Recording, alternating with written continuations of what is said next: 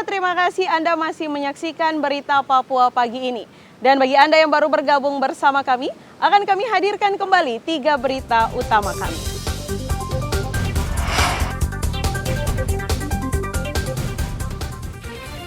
Pesawat Twin Otter ditembak kelompok kriminal bersenjata di Nduga. Distrik Kiwirok belum aman, ratusan warga masih mengungsi di Oksibil, Kabupaten Pegunungan Bintang.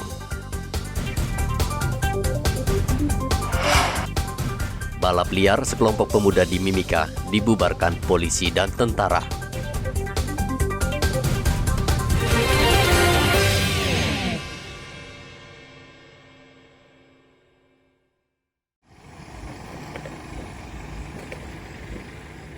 Polisi bersama tentara membubarkan sekelompok anak muda yang menggelar balap liar dan mabuk-mabukan di area bandara. Area bandara kerap dijadikan tempat berkumpul anak-anak muda di Timika. Namun tidak jarang mereka kebut-kebutan dengan sepeda motor berkenal pot bising sambil menenggak minuman keras.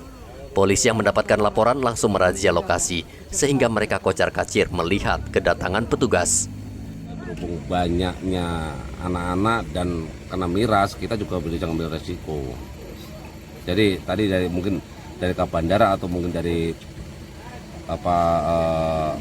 pejabat bandara di sini mungkin telepon sama kapak ops, mungkin langsung beliau direspon langsung dibubarkan. Demikian. Jadi kita yang jaga di sini juga tidak bisa mengambil tindakan karena memang yang punya hak di luar dari kita punya pagar bandara ini adalah kepolisian. Baru malam ini, sebenarnya yang kemarin cuma biasa saja nongkrong-nongkrong, tapi yang untuk yang banyak yang miras untuk ini. Batasan malam ini ya? Malam ini. Pihak kita kan mengawas yang jaga di bandara, cuman di luar ini kan kita mengambil tindakan tidak bisa karena memang kepolisian yang untuk masyarakat bukan yang ambil alih. Demikian. Kita udah dibantu, terima kasih untuk dari pihak kepolisian karena ditakutkan juga untuk keamanan di bandara kita sangat khawatir, makanya saya tadi lari ke sini untuk ikut berpartisipasi untuk keamanan. Nah, inilah kita yang harus kita lakukan. Warga meminta polisi rutin menggelar razia dan menempatkan petugasnya di kawasan bandara agar daerah ini menjadi tempat yang nyaman untuk berkumpul dan berekreasi bagi warga khususnya di malam hari. Dari Mimika, Papua, Igo Bat Momolin melaporkan.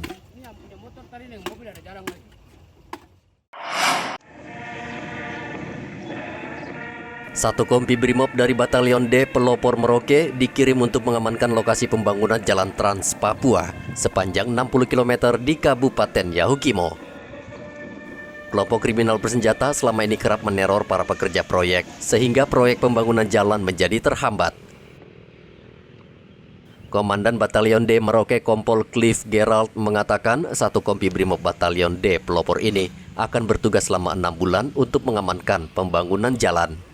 Kami membantu teman-teman dari PUPR, kami siapkan satu kompi untuk melaksanakan penugasan dipimpin oleh Kasih Loksan Brimob dan Ki-1 Batalion D. Penegasannya gimana Pak? Sekitar 6 bulan. Penegasan ke personilnya? Penegasan ke personil yang pertama sesuaikan SOP yang sudah tertera dalam aturan Brimob. Kemudian yang kedua jaga keselamatan, dan yang ketiga laksanakan tugas dengan baik dan wajib membangun komunikasi dan koordinasi terutama dengan teman-teman PUPR, kemudian rekan-rekan yang ada berada di sekitar pada saat melaksanakan petugasnya. Akibat ulah KKB, tidak sedikit proyek pembangunan infrastruktur menjadi terganggu dan terbengkalai. Selain itu, tidak sedikit pekerja proyek yang menjadi korban penyerangan KKB. Peristiwa tragis pernah terjadi di bulan Desember 2018. Sebanyak 31 pekerja yang sedang membangun jalan dan jembatan di Kabupaten Nduga menjadi korban. Mereka tewas dibantai KKB. Muhammad Ridwan melaporkan dari Merauke, Papua.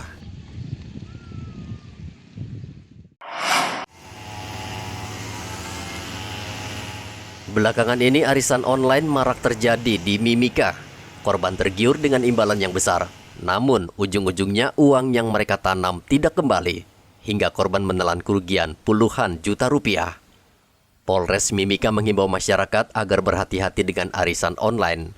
Polisi meminta agar warga tidak mudah tertipu dengan hadiah yang menggiurkan. Himbauan Polres Mimika beralasan karena dalam waktu 2 hari polisi telah menangkap 3 orang wanita yang menjalankan arisan online yang diduga berkedok penipuan.